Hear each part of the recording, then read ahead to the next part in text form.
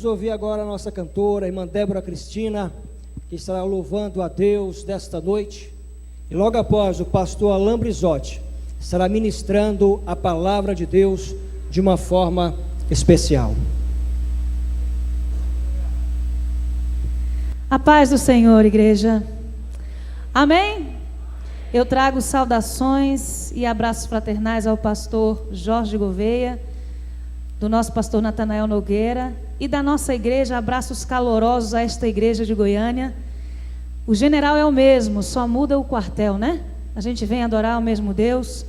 E fiquei muito feliz de ver essa mocidade entrando com toda essa garra, com toda essa força.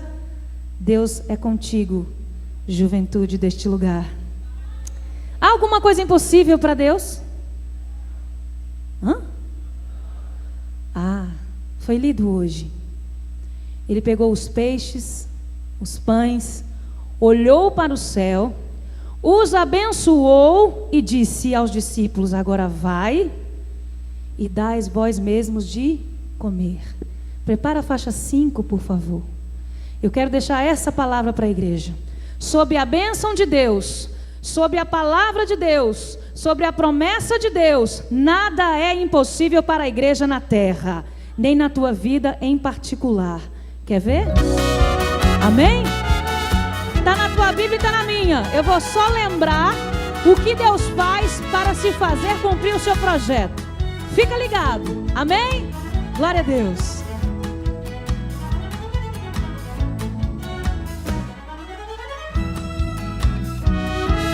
Ninguém pode impedir quando Deus quer operar. Cego vê, o mudo fala, o surdo ouve Deus falar. Sol e lua fazem greve por quase o dia inteiro, atendendo a voz de um crente, servo do Deus verdadeiro. Com uma nuvem pequenina, como a palma da mão, Ele faz chover na terra e provoca inundação. Crente entra na fornalha e se sente numa brisa. O outro entra na cova, dorme com leões famintos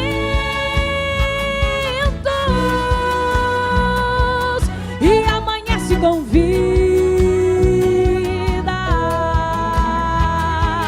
Baleia vira transporte, raposa vira guerreiro, urubu vira garçom e mulher vira tempero.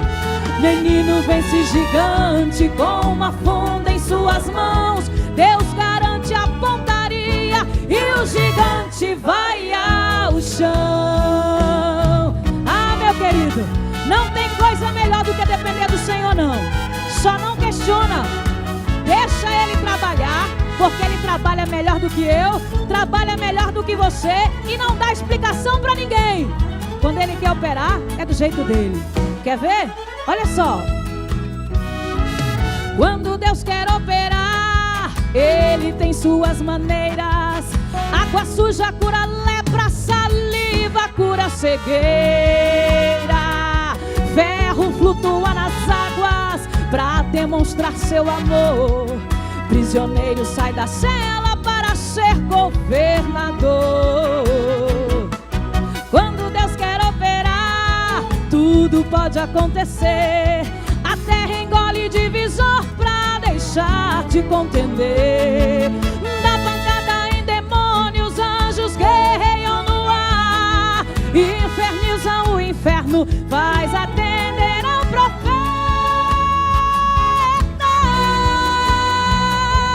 Quando o profeta clamar, baleia vira transporte, raposa vira guerreiro, urubu vira garçom e mulher vira tempero. Menino vence gigante com uma funda em suas mãos. Deus garante a pontaria e o gigante vai ao chão. Baleia vira transporte, raposa vira guerreiro, urubu vira garçom e mulher vira tempero. Menino vence gigante com uma funda em suas mãos. Deus garante a pontaria e o gigante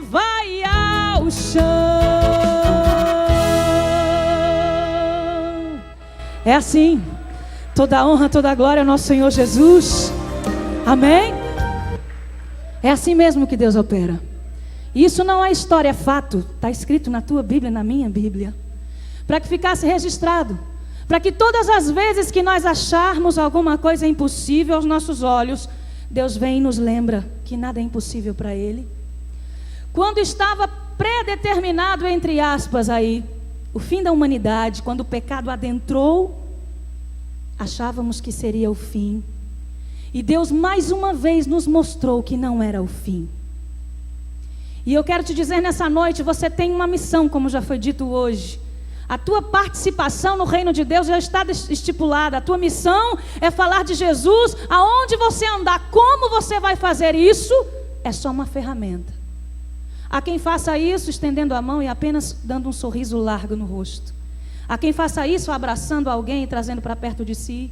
Há quem faça isso cantando canções de louvor e não confunda cantar com ministério. Amém? Não confunda cantar com louvor. Há quem faça isso indo para o outro lado do mundo, como a Creuza foi, como Paulo, como a Lady Jane. A mensagem é uma só, faixa 6. E toda vez que você for evangelizar alguém, ou que você pensar que é o fim da tua história, lembra dessa história. Amém?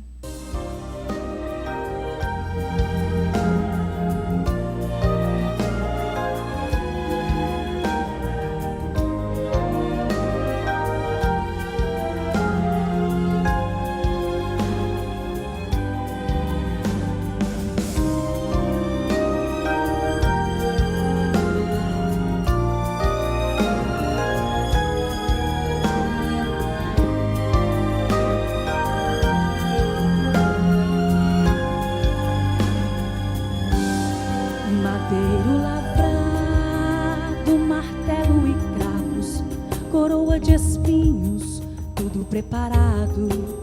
Aguardando estava uma multidão, o triste momento da crucificação.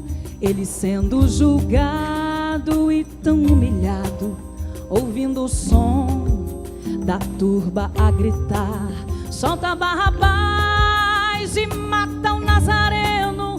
Pilatos lavando as mãos e para o povo agradar, entregue Jesus aos carrascos está. Sem dó os carrascos o chicoteavam, cuspiam em seu rosto e dele zombavam. E ele sofrendo com a pesada cruz, ó que grande dor. Seguiu meu Jesus, sendo tão maltratado, sentindo a dor pelos nossos pecados, levando em seus ombros a pesada cruz, sem reclamar.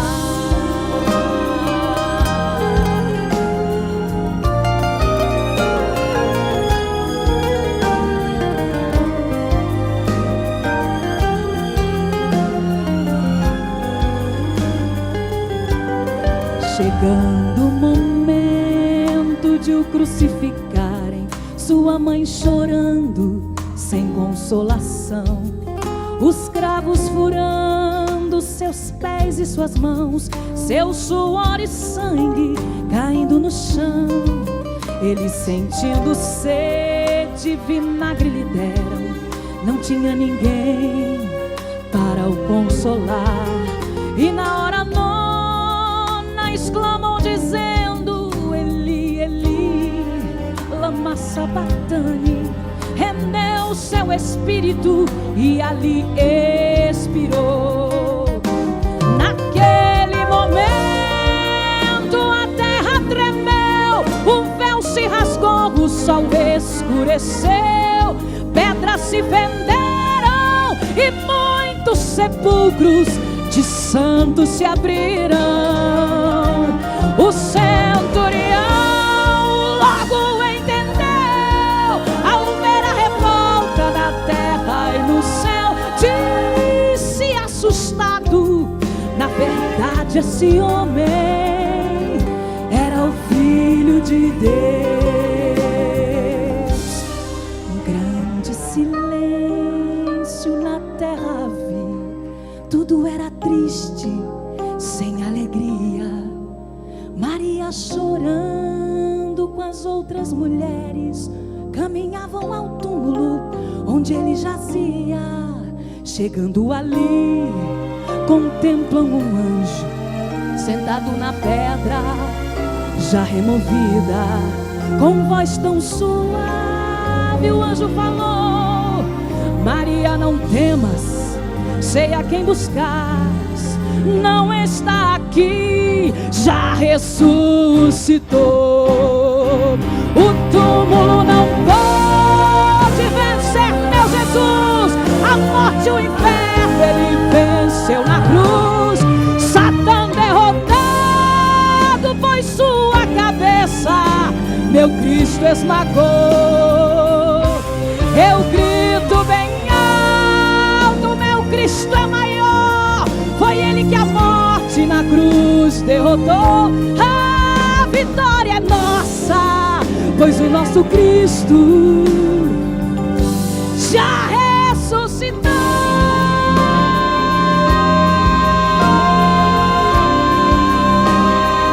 Aleluia! É a única garantia de vitória para mim e para você. Aleluia, graças a Deus. Deus abençoe a cantora, a irmã Cristina, Débora Cristina. O nosso pastor sempre diz: a porta de entrada em Goiás é Vila Nova. Se Vila Nova gostar, pronto. Então que Deus continue te abençoando. Aleluia. Eu quero convidar aqui o pastor Levi para estar apresentando o pastor Alain Brizotti em oração, porque nós vamos passar para também outra parte melhor ainda, que é a palavra do Senhor. Graças a Deus, a paz do Senhor. Lhe convido para colocar de pé. Convido aqui pastor Alain Brizotti. Nós estaremos orando agora. Peça ao Senhor que fale ao seu coração. Sei que o Espírito Santo de Deus já falou, já tocou, já abençoou a sua vida, mas agora nós seremos abençoados pela ministração da palavra de Deus. Feche os seus olhos. Pai querido, nós louvamos a Ti porque o Senhor está presente. O Teu Espírito Santo já falou, já ministrou, mas nós sabemos que o Senhor ainda tem algo para nos falar, nos ministrar nesta noite. Nós apresentamos as nossas vidas diante de Ti, ó Pai, no nome de Jesus. Amém. Meus irmãos, a paz do Senhor. Aproveitando os irmãos em pé, por favor, abram as Bíblias em Atos, capítulo 1 e o versículo 8. Atos dos Apóstolos, capítulo 1, versículo 8. Para mim é um prazer mais uma vez estar aqui. Como o pastor Josué falou, essa é a minha casa. Estou sempre aqui. Eu quero inclusive mais uma vez agradecer ao pastor Jorge. Obrigado, pastor.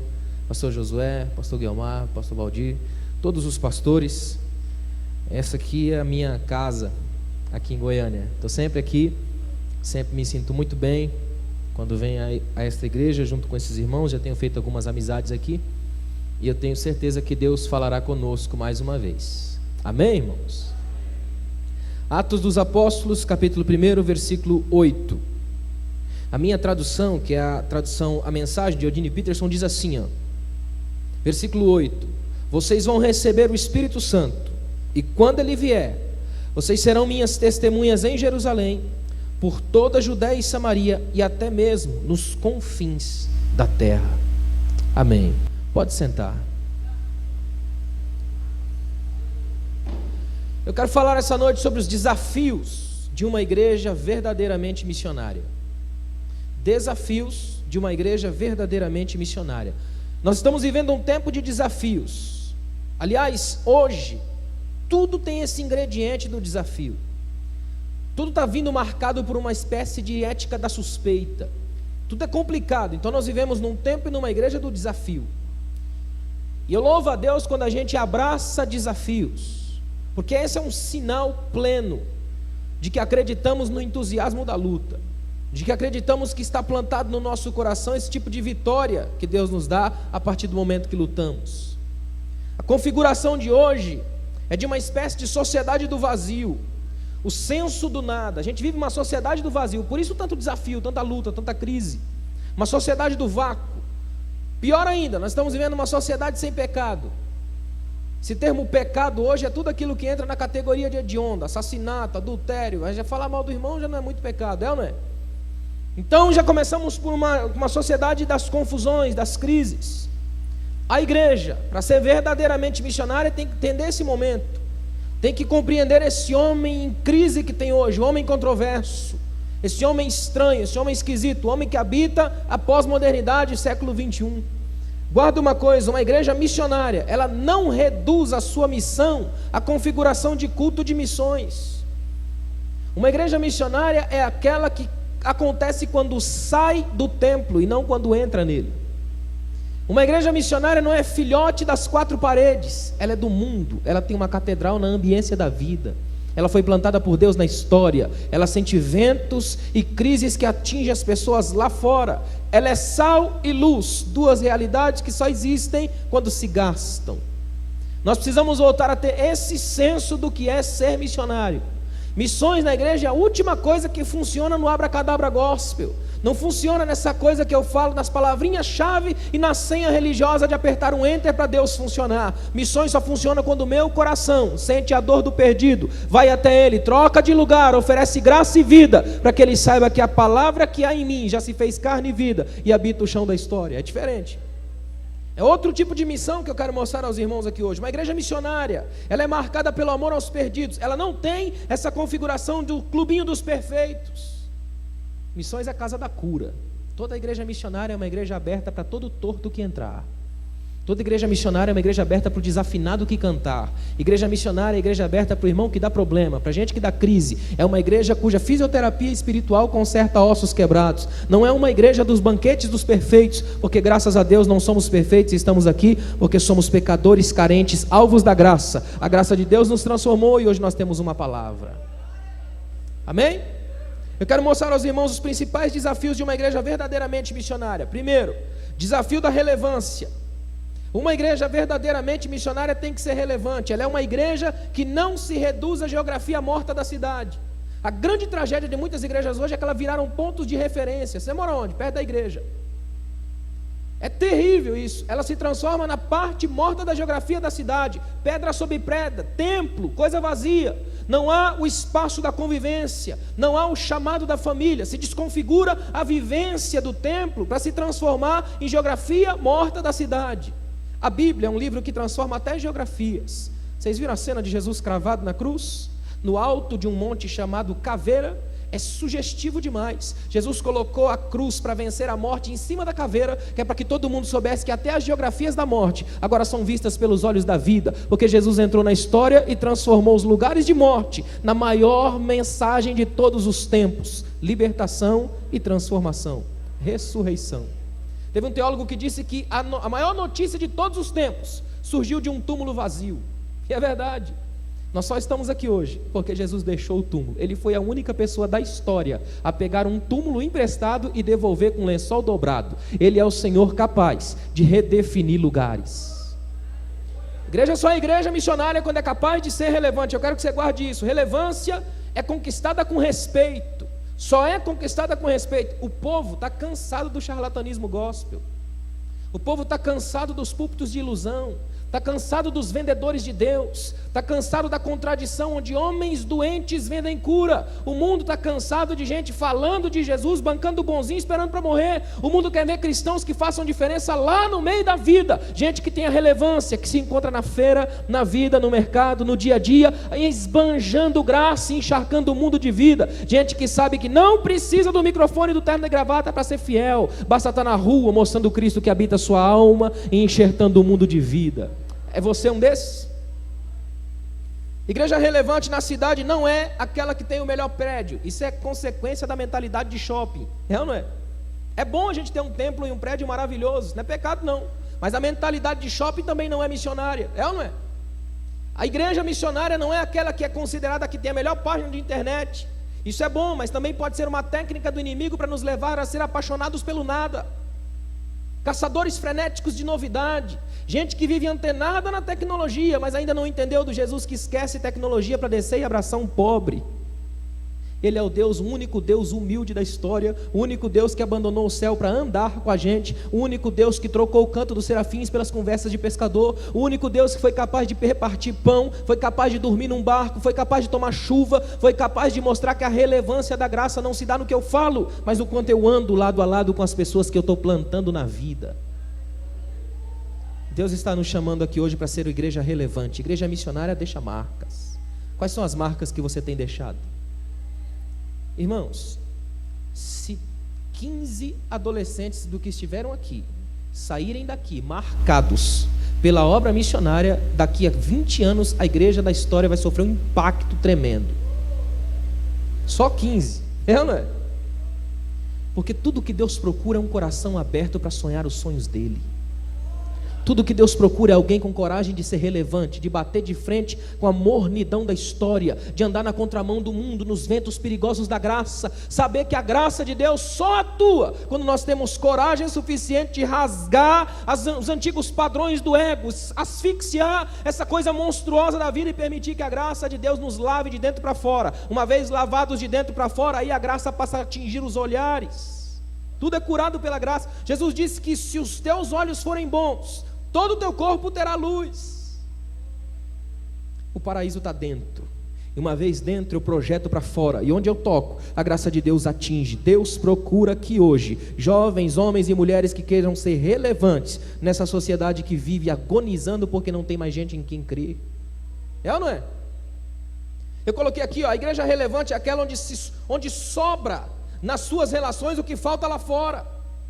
Se a igreja quer ser relevante, quando entrar da porta para dentro, tem que sobrar aqui o que falta lá fora. E o que falta lá fora? Amor, carinho, diálogo, respeito, consideração e olhar no outro. Se a pessoa entrar aqui e for asfixiada pela mitidez de alguns crentes, fica difícil. Se ela entrar aqui e der de cara com o pobre metido a rico, fica difícil. Se ela entrar aqui e der de cara com gente achando que o céu é dele e você não pode entrar se não passar por ele, fica difícil. Mas quando ela entrar aqui, um abraço sincero, receber um olhar de vida, um carinho, ele vai se sentir em casa, porque vai entender que o seu pai é o mesmo pai dele, e a partir de agora você entrou na festa da graça.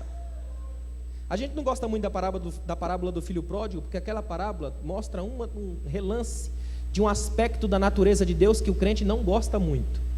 Deus só convida para suas festas gente que não presta, é ou não é?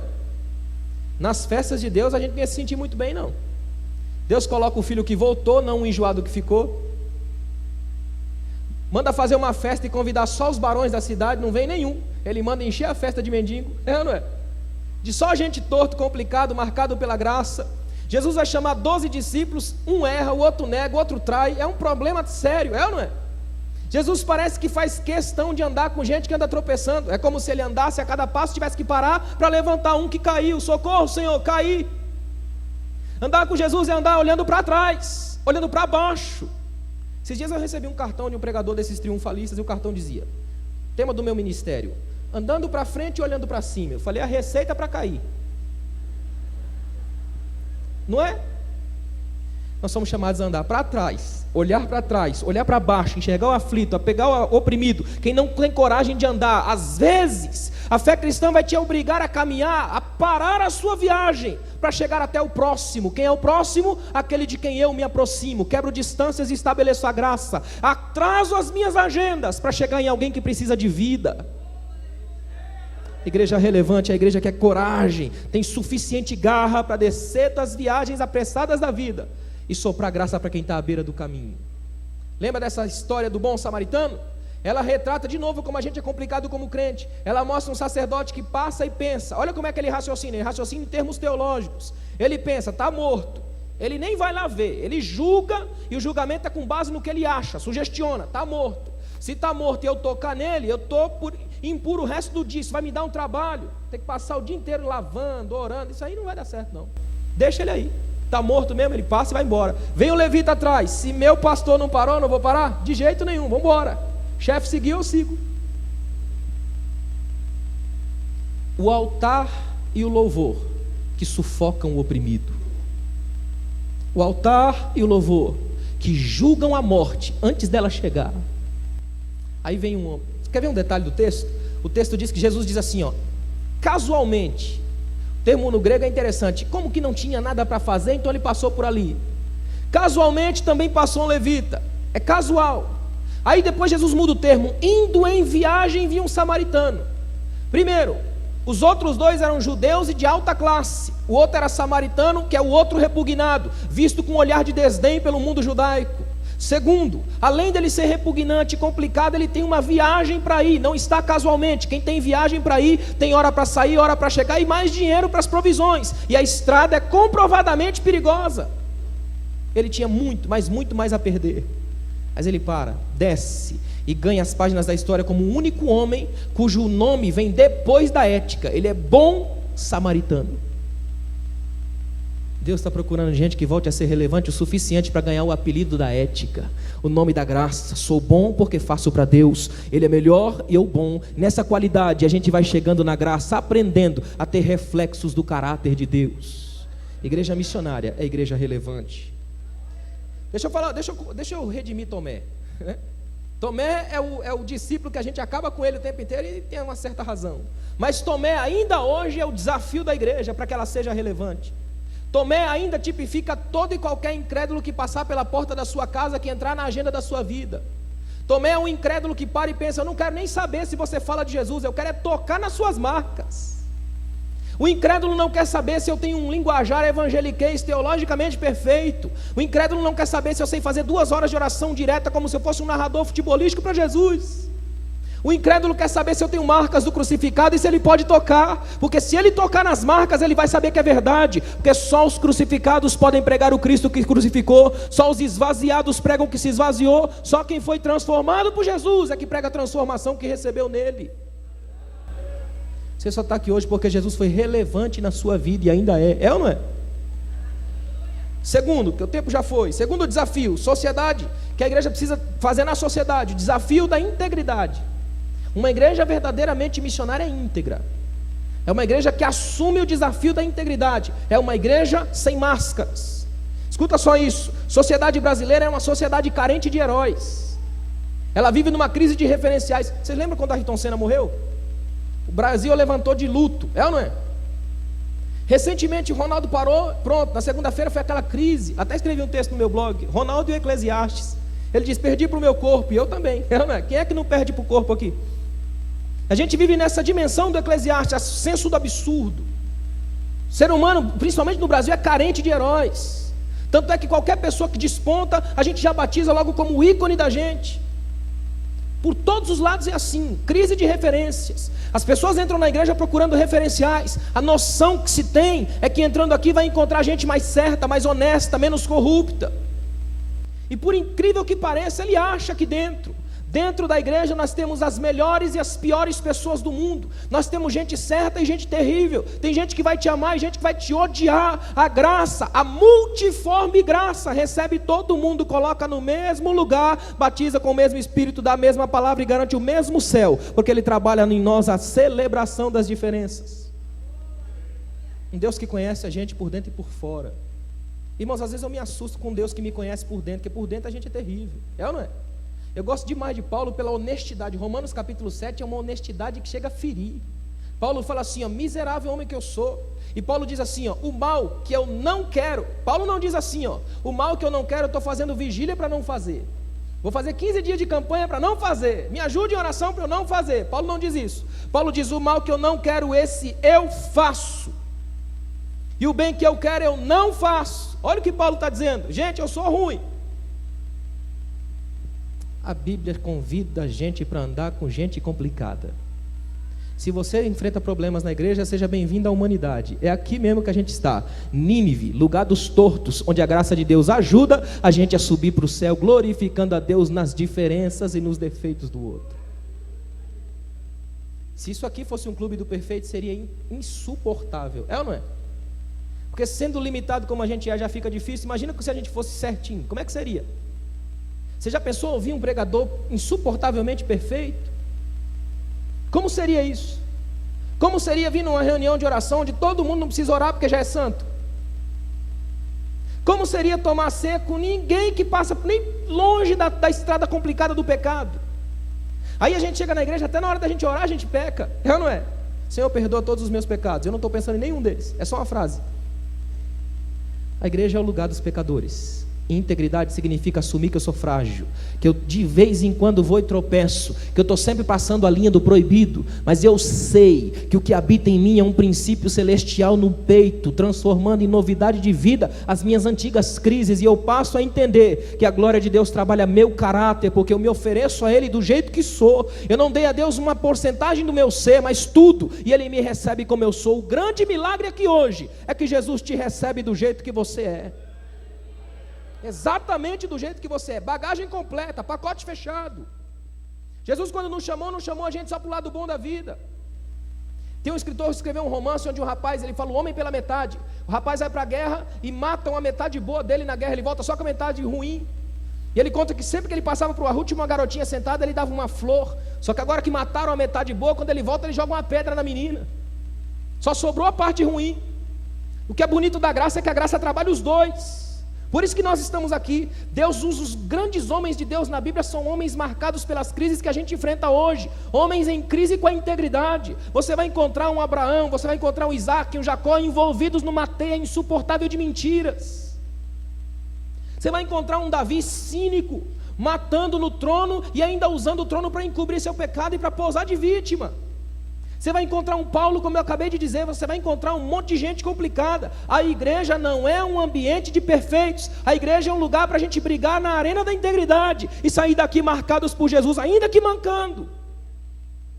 É um val do Jaboque, onde você encontra com Deus e sabe, vou sair mancando, mas vou sair marcado por Deus. A igreja verdadeiramente missionária é íntegra o suficiente para saber que não é a salvadora da pátria, mas conhece quem é. É ou não é? Integridade, escuta o que eu vou dizer aqui. A sociedade procura integridade em 3 áreas na igreja. Primeiro, integridade no falar e no agir. A sociedade procura uma igreja que una ortodoxia com ortopraxia. Ela une o que ela prega com o que ela faz. É sim, sim, não, não. Uma igreja que fala tem um discurso bonito, mas tem uma prática igualmente bonita. Uma igreja que quando diz que Jesus salva, se envolve no processo. Eu tenho uma certa raiva daquelas profetadas que dizem assim, irmão, estou sentindo que o irmão está passando uma necessidade. Se o irmão precisar de mim, fala, vira as costas e some. É esquisito ou não é? Do ponto de vista bíblico é o contrário. Se eu sentir, irmão, nem pergunta, já coloca um dinheirinho no seu bolso, te abençoe, vou para casa com você jantar. É ou não é?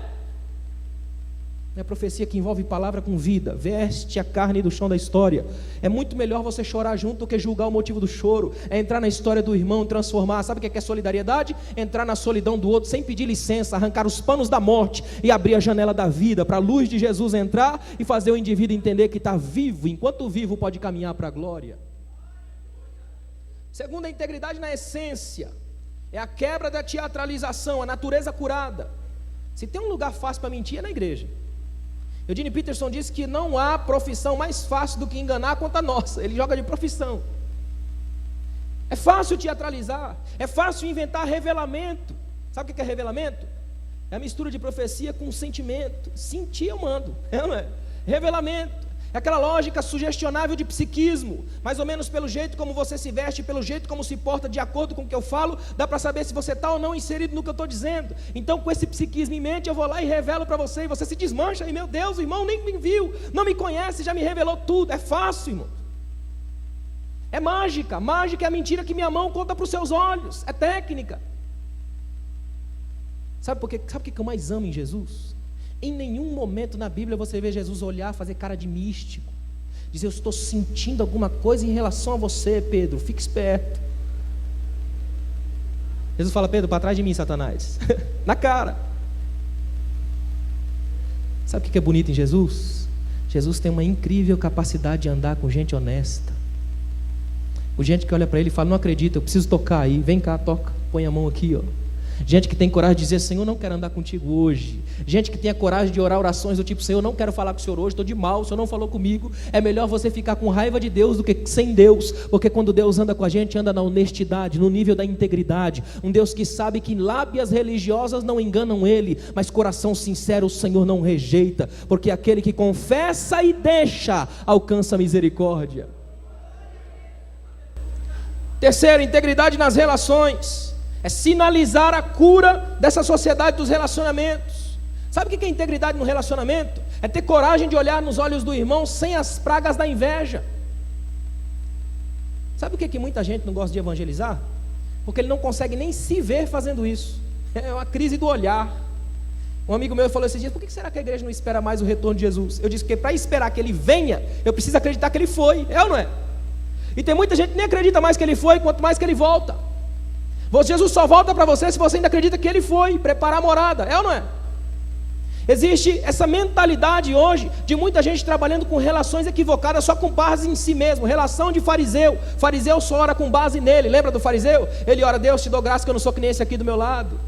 Sabe qual era a primeira oração de um dia de um fariseu? O fariseu levantava por volta de 6 horas da manhã, aí lavava o rosto, fazia toda aquela posição, colocava toda aquela roupa que dava um trabalho imenso, filactério, versículo e tal. Aí parava, olhava para Deus: ó Eterno, eu te dou graças porque não me fizeste nem escravo, nem gentil, nem mulher.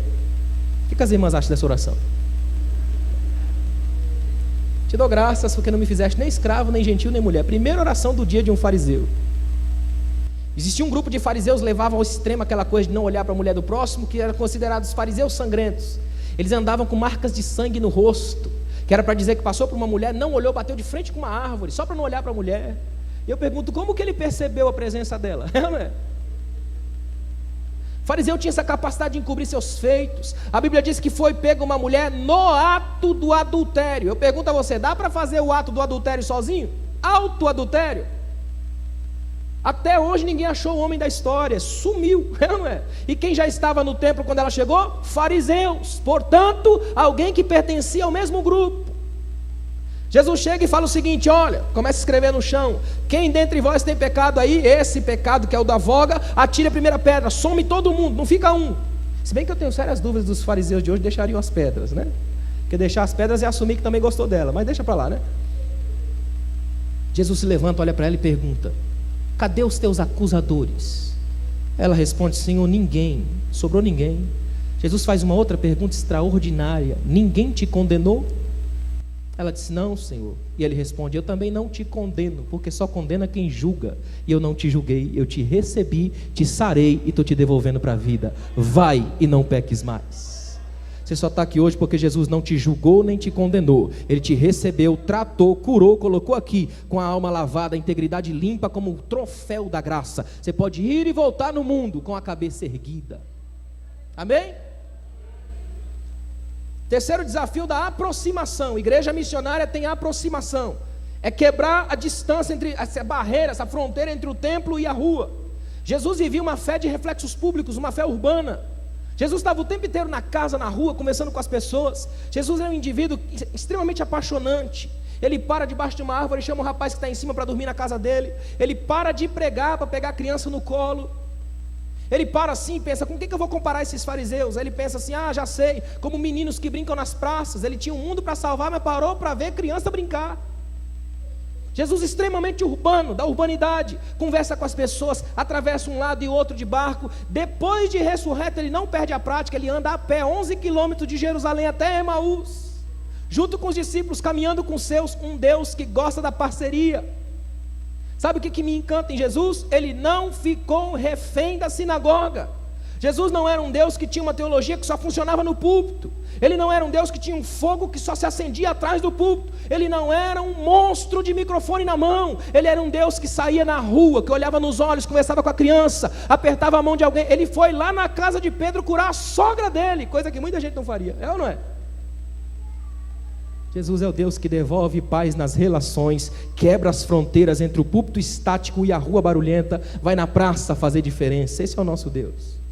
Os indianos contam uma história que tinha um mestre. Todas as vezes que ele chegava numa cidade pela primeira vez, digamos, ele chegou aqui pela primeira vez hoje, ele parava na praça principal e começava a rir, só rir. E riso é contagiante, é ou não é? As pessoas olhavam para a cara dele sem saber o que era e começavam a rir também, todo mundo rindo. De repente vinham as crianças e riam, todo mundo rindo, e ele olhava a cidade inteira, nunca viu ele, todo mundo rindo, todo mundo. E disso aí surgiu uma palavra no indiano, no sânscrito, chamado satsanga, a presença do mestre. Todo mundo começava a rir, alguém perguntava: está rindo por quê? Por causa do satsanga, a presença do mestre. Ele conseguia chegar na cidade sem falar uma única palavra e gerar ondas de riso. É mais ou menos o que Jesus prepara com a gente quando entra na nossa vida. Só que Ele não faz só o sorriso pelo sorriso. Ele faz o sorriso com sentido e significado. Ele me faz compreender que agora eu tenho por que sorrir. Agora eu tenho até por que chorar, porque os meus sentimentos estão em ordem. Ele sabe que eu não funciono quando estou dentro da igreja, mas indo e vindo, até no caminho Deus me guarda. Teresa de Ávila dizia que o caminho para o céu já é céu. É ou não é? Esse é o nosso chamado, a aproximação, é a missio Dei, a missão de Deus. E a missão de Deus faz isso. Deus sempre se preocupou com a cidade. Deus chama Jonas e fala: Jonas, vai à grande cidade e prega contra ela, clama contra ela. Aí a Bíblia lá em Jonas coloca o detalhe que a cidade de Nínive era para ser atravessada 3 dias a pé. E eu louvo a Deus por isso, porque Deus usa o profeta certo para a cidade errada, é ou não é? Deus pega um profeta, olha que interessante, a cidade é complicada, ele não quer ir. Se Deus perguntasse para ele: Jonas, para onde você quer ir? Ele já tinha na ponta da língua: eu quero ir para Tarsis, porque Tarsis é o shopping do momento, está bombando, é para lá que eu vou. Deus fala muito pelo contrário: você vai para Nínive eu não vou não, eu sou autogestor do meu destino profético, eu vou para onde eu quiser, o Senhor vai ser Deus, mas eu não. Ele deixa bem claro: eu levantarei e vou fugir da face de Deus. Qualquer criança na igreja sabe que é impossível fugir da face de Deus. Face no original é pané, presença, Deus que me olha. É como se Jonas estivesse dizendo: olha para lá que eu vou para cá. Fica olhando para Nínive aí que eu vou lá para Tarsis, o país do sucesso sem dor, o lugar imaginário.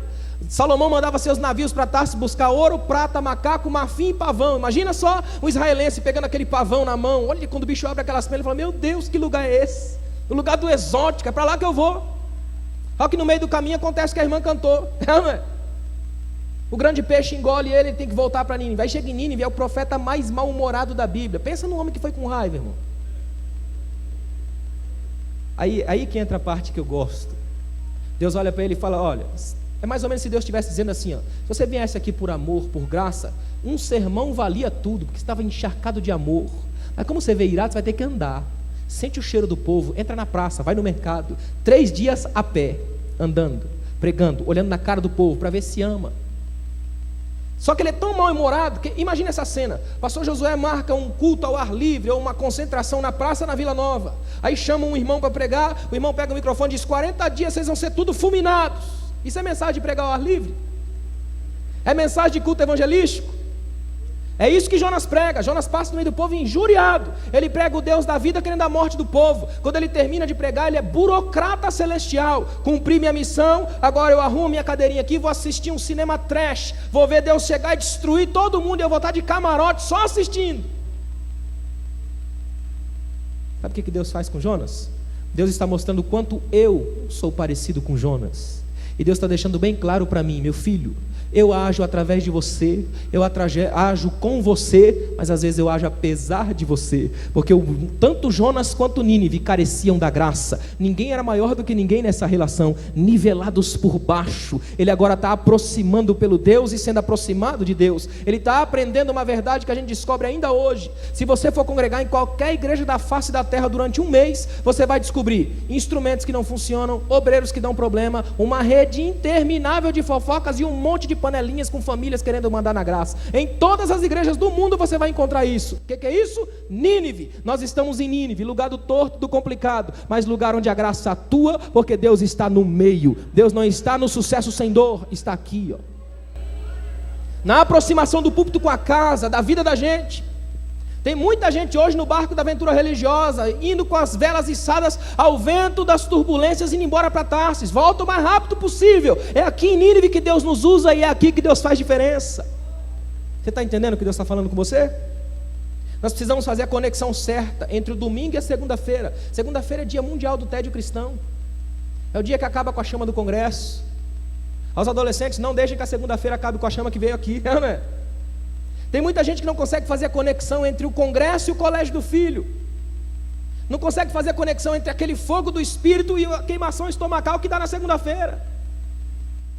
É preciso entender que nós vivemos nessa dimensão, nessa ponte do equilíbrio. Tem dia que você pula na igreja, mas não pode cair de tapa na esposa. É o contrário. É entender que essa graça entra no equilíbrio e faz a minha vida entender que essa conexão é feita. Eu saio daqui para ser melhor lá fora. Volto meio complicado, mas volto na graça. O movimento foi estabelecido por Jesus e nós continuamos nele.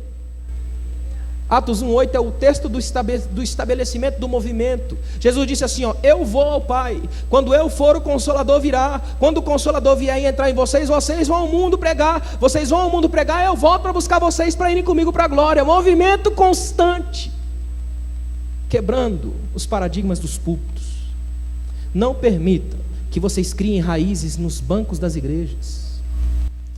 Se você tiver que criar raiz, cria no solo da graça onde Deus te plantar. E Deus não vai te plantar aqui, vai te plantar lá fora. Aqui é o lugar para você vir e glorificar a Deus pelo que Ele está fazendo na vida dos irmãos. Igreja é sugestionamento para culto. Lá fora é que as raízes estão fincadas para os frutos chegarem. Quarto desafio que eu quero colocar aqui. Uma igreja verdadeiramente missionária é a igreja que tem o desafio da transformação radical da realidade. Por isso que eu fiz questão de ler Atos capítulo 1, versículo 8. Esse texto é um dos textos mais profundos da Bíblia e assustador. Primeiro Jesus chega para os discípulos estão preocupados com poder. Essa foi a preocupação, até hoje da igreja. Eles chegam para Jesus e falam assim, Senhor, é agora o reino é agora, essa é a época, vamos mandar? Chega de pãozinho, agora a gente vai para o trono? Jesus responde, é poder que vocês querem? Então eu vou dar, poder, mas fica lá em Jerusalém, vocês vão receber poder.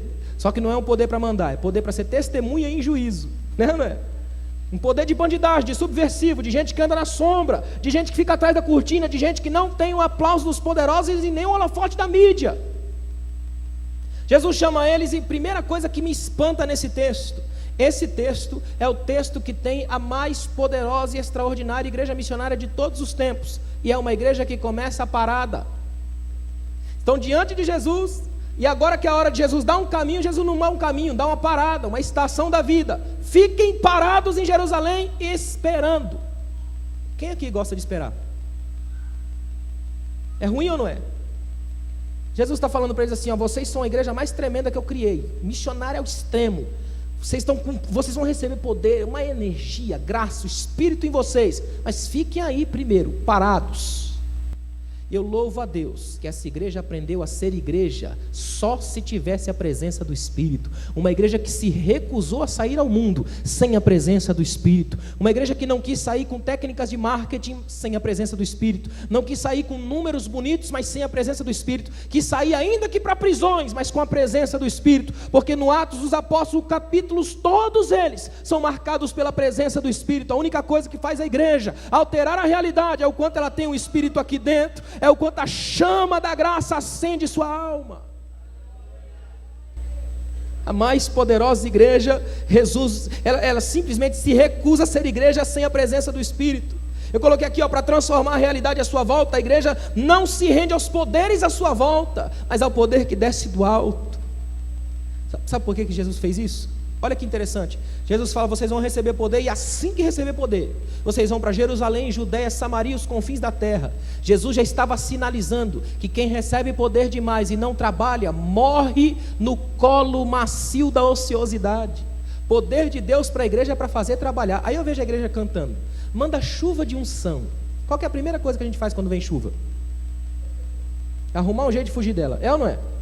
Guarda-chuva, ponte, pino, igreja, qualquer coisa serve, desde que eu não me molhe. Aí a gente manda chuva, Senhor, para quê? A gente pede, Senhor, me enche de poder. E não tem nada que Deus mais gosta do que dar de si mesmo a nós.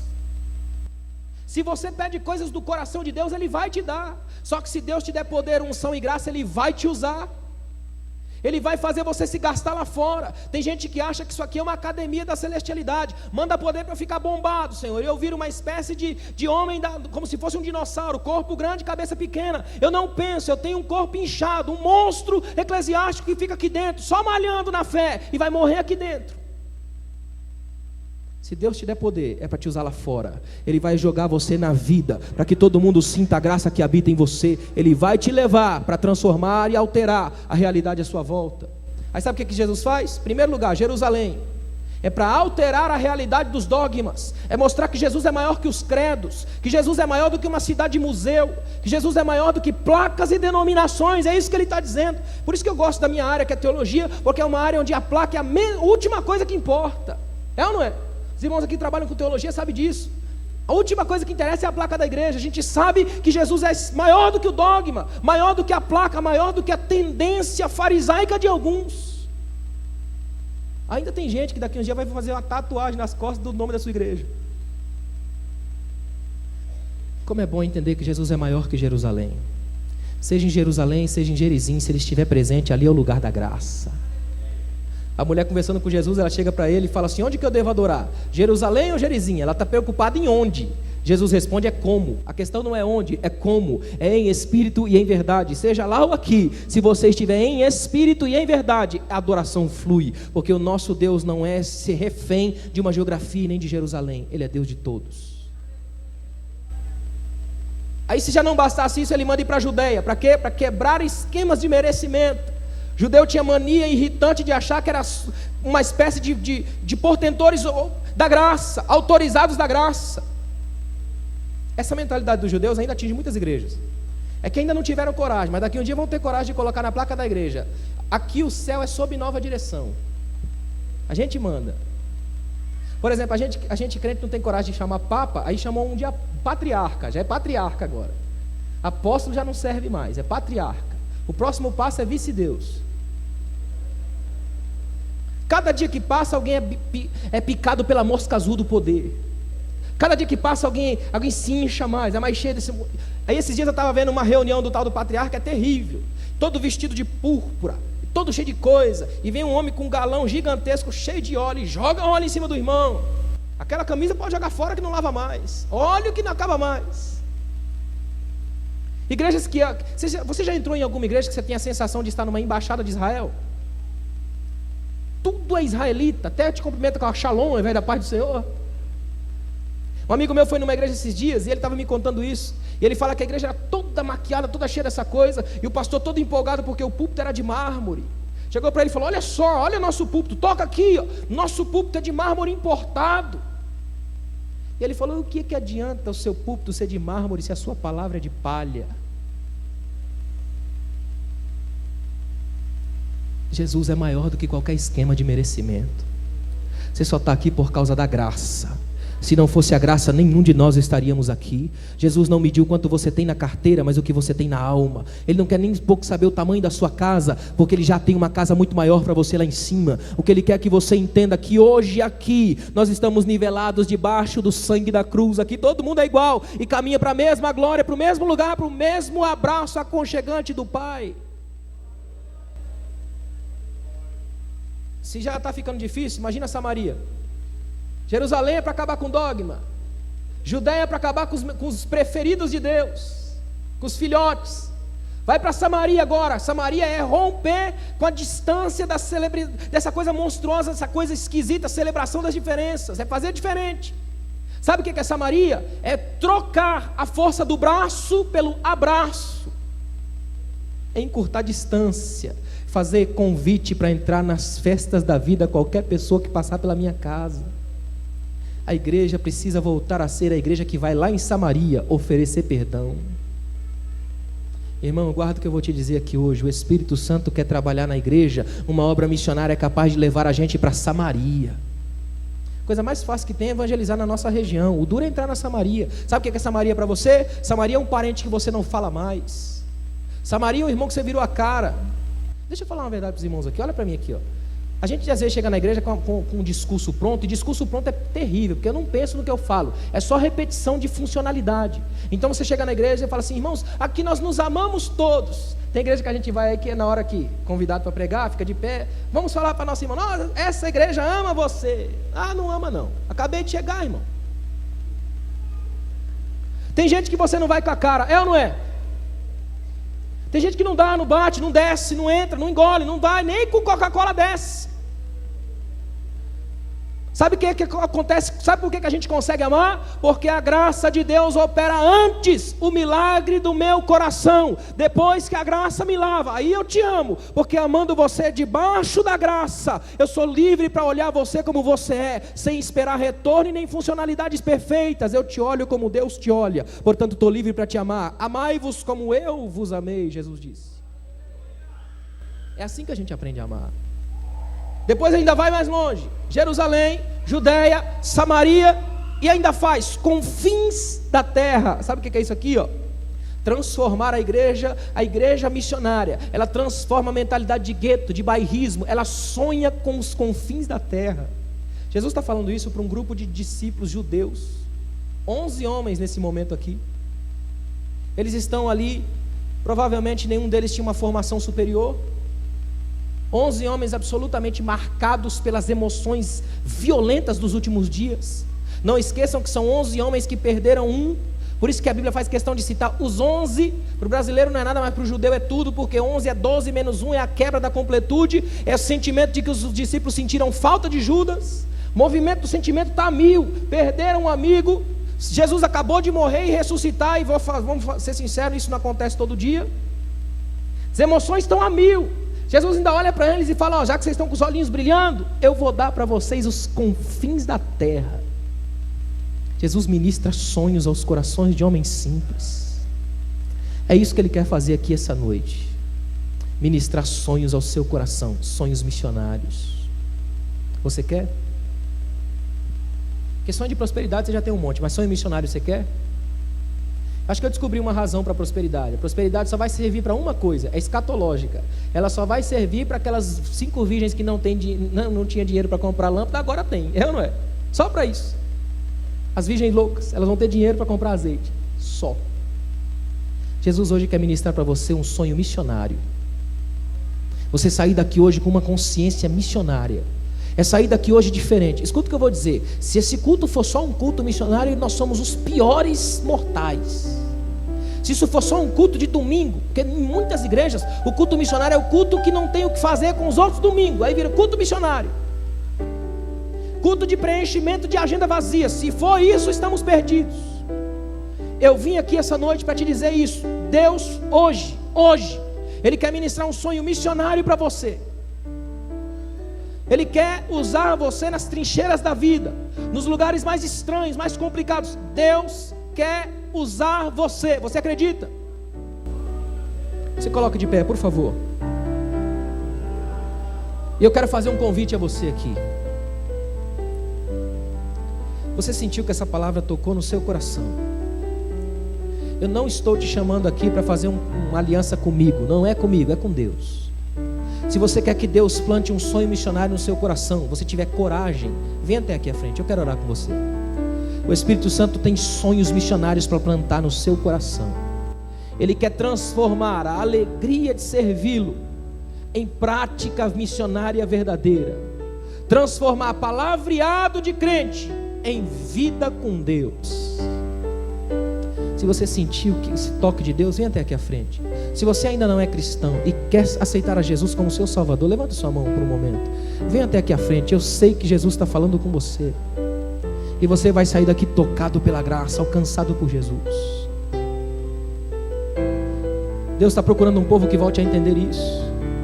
Irmãos, quando a igreja, escuta o que eu vou dizer, olha para mim aqui, ó. Quando a igreja é relevante, ela deixa marcas na história. Eu estava lendo esses dias a história de um médico na Índia chamado Paul Brand. O Dr. Paul Brand foi um médico que revolucionou a técnica de lepra, de cura, de operação da lepra. Na época que ele começou a trabalhar na Índia, existia um estigma muito grande. Quem era leproso era afastado da família, porque eles acreditavam que se tocasse no leproso, pegava a lepra. Só que o Dr. Paul Brand descobriu que a lepra não se transmitia pelo toque. E o historiador conta que ele chegou na casa de um indiano chamado Saddam. A lepra tinha comido as partes, na verdade ela não come, né? Ela mata as tensões nervosas, então por você não sentir mais dor, você tropeça, perde o pé, nem sente. Ele não tinha mais os pés, não tinha mais as mãos. Pontos de sensibilidade são os que mais se destroem na lepra. Esse homem teve que assistir o casamento da sua única filha num carro isolado longe, para que sua presença não assustasse os convidados da festa. Quando esse homem encontrou com o Dr. Paul Brand pela primeira vez, o doutor abraçou ele e deu um beijo. Disse o historiador que quando o doutor se afastou, o homem ficou tremendo, chorando e tremendo durante quase meia hora.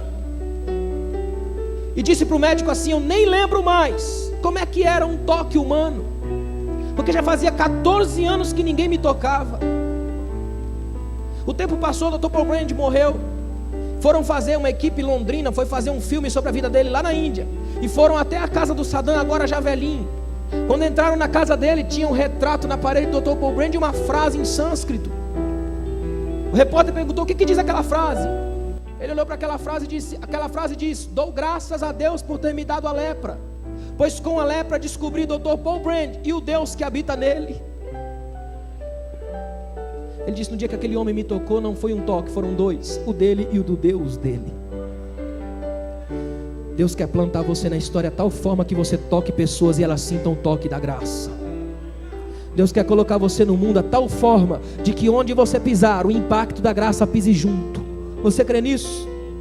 Levanta sua mão, comece a orar. Pai Santo, nós te adoramos, Pai amado, Senhor soberano. Nós só estamos aqui por causa da tua graça, Pai. Se não fosse a tua graça, eu não estaria aqui hoje, porque eu sou falho, eu sou pecador, Pai. Deus, é a tua graça que nos faz ser o que de fato devemos ser. Eu quero te pedir hoje, em nome de Jesus, toca, Pai, nas pessoas aqui à frente, planta sonhos missionários nos corações, que eles saiam daqui com uma aliança contigo, marcados pela tua graça, impactados pela tua palavra. A palavra não é minha, é tua, Pai.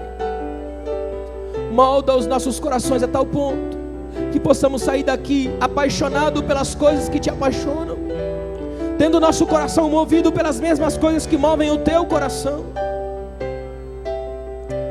Ah, Senhor, ajuda-nos a ser uma igreja relevante, uma igreja que se aproxima das pessoas, uma igreja íntegra, uma igreja que transforma a realidade ao seu redor, igreja verdadeiramente missionária, Senhor. É o que nós te pedimos, certos da tua vitória, em nome de Jesus. Amém. Pode voltar para o seu lugar. Que Deus te abençoe. Que Deus abençoe os irmãos. Obrigado, pastor.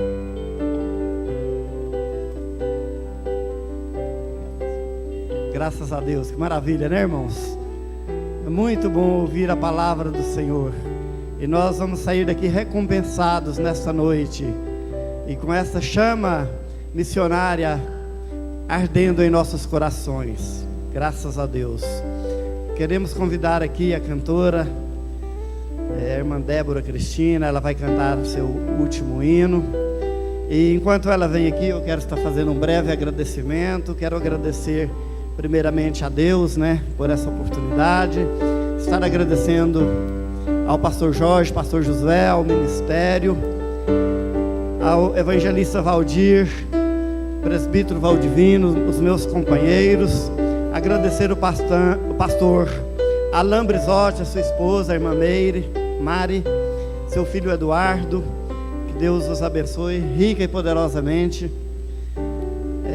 Como também a cantora, a irmã Débora Cristina, seu esposo, irmão Erivaldo, o irmão evangelista, que são de Brasília. Que Deus continue abençoando vocês. Os coordenadores e secretários, Cleuson da cidade satélite de São Luís, José Santos e João Pedro do Recanto, Minas Gerais, Joselita do Pompeia, Rodrigo, esposa da Vila Alzira, Giovanni da Água Branca, a irmã Regina e sua família de Piracanjuba, e todos que cantaram, todos que participaram, todos que falaram. Que Deus abençoe a cada um em nome de Jesus. Quero também estar anunciando o ganhador do micro-ondas. Aleluias. Quem ganhou começa com o número 1. São 3 algarismos. O número 1 e termina com o número 2. E o do meio é de 0 a 9. Claro, né? Então, fique de pé aí, o irmão que saiu com o número, o irmão ou irmã 162. 162. Tá aí, ó, salva de palmas. Que Deus abençoe, irmão Fabiano. Esteja erguendo aí, ó. Ele vai pegar depois, que é pesado, né? Irmão Valdivino, irmão Valdir, é esse micro-ondas aí, viu, irmão Fabiano? Depois você pega conosco. Que Deus abençoe você, tá bom? E que Deus abençoe toda a igreja que contribuiu, porque vocês estão ajudando a trazer aqui os missionários que estão no Piauí. Eles são em número de 18 pessoas, estarão aqui. Vocês estão ajudando a eles ir para a conferência missionária, que se dará no dia 25 e 26 do mês próximo, mês de junho.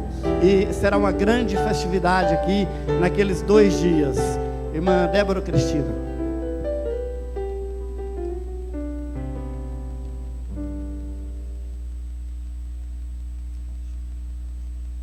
Amém. Há uma frase que diz que a gratidão é a memória do coração. E sem dúvida, quem escreveu essa frase tem seu fundo de razão. Hoje eu conversei com a Creuza, missionária desta casa. E nós conversávamos sobre alguns aspectos de oração. E eu perguntei: você quer que eu leve alguma mensagem à sua igreja? E ela disse: sim. Agradeço aos irmãos por todas as mensagens que eu tenho recebido, porque elas têm me fortalecido e têm chegado no momento certo. E agradeço também a todos os presentinhos que eles me enviaram, porque muito alegrou meu coração. Mas uma coisa que sempre me comove com relação à gratidão relacionada aos missionários que estão lá, Paulo e Lady Jane, que estiveram aqui, eu também quero agradecer a essa igreja pela calorosa recepção que fizeram a Paulo e Lady Jane. Mas eles dificilmente murmuram ou reclamam. Eles sempre dizem: vamos orar e vamos agradecer a Deus pelo suprimento, pelo livramento, pelo poder de Deus ministrado sobre nós nesse lugar, e principalmente pela vida, cada vida que tem sido alcançada aqui pelo Espírito Santo de Deus. Eles estão agora com um desafio lá. Eles querem levantar um templo naquele lugar, para que os obreiros nacionais tenham onde congregar com mais facilidade. E eles vendem, meus queridos, pastel nas ruas a 25 centavos. Enquanto isso, nós estamos aqui sendo confrontados a ser uma igreja missionária, sentada nesses bancos, com um templo abençoado, graças a Deus. Mas onde você estaria se Deus não tivesse te alcançado, ou se você não tivesse dado ouvidos à voz do Senhor? Eu sei que talvez não estivesse vivo para dizer isso a você. Eu quero te desafiar, a partir de hoje, se você não tem feito isso, a parar de reclamar, a parar de murmurar, a parar de questionar e ser mais grato a Deus até pelo dia que amanhece. Amém? Faixa 11, por favor. Vai passar umas imagens aqui dos meninos lá em Assomada. E toda vez que eu olho para essas fotos, eu fico pensando: meu Deus, quanto tem custado para essas vidas lá, e quanto tem custado para mim o investimento em missões.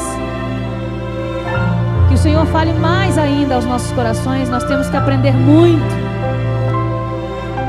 a sermos gratos ao Senhor, não com palavras, mas com a vida.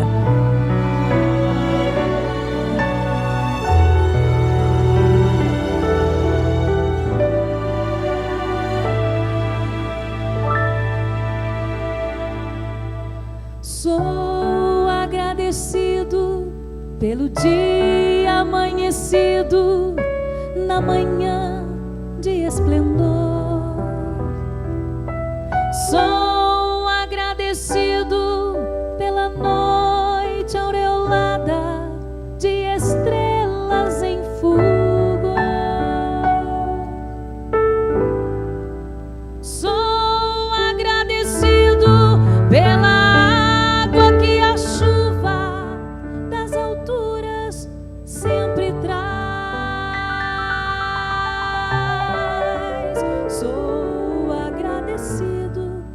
pelo fato de ter sido agraciado pela paz.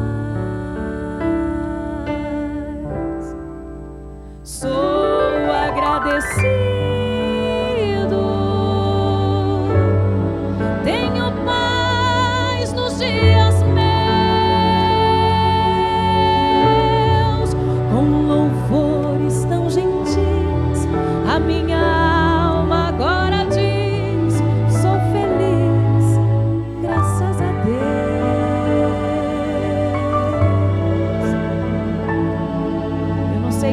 que te ensinaram sobre felicidade,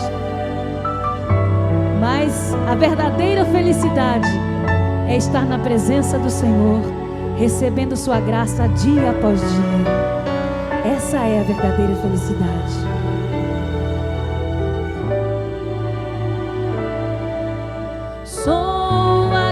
agradecido pela casa tão humilde que o Senhor me ofertou.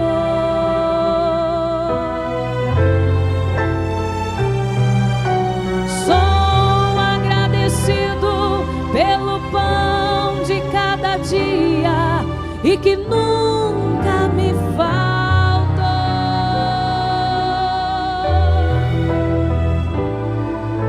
Sou agradecido pelo templo envelhecido onde eu me converti. Sou agradecido pelos hinos tão divinos que de Deus já recebi. Seja agradecido e tenha paz nos dias teus, com louvores tão gentis que a tua alma sempre diga: sou feliz, graças a Deus. Eu sou agradecida e tenho paz nos dias meus, com louvores tão gentis. A minha alma agora diz: sou feliz, graças a Deus.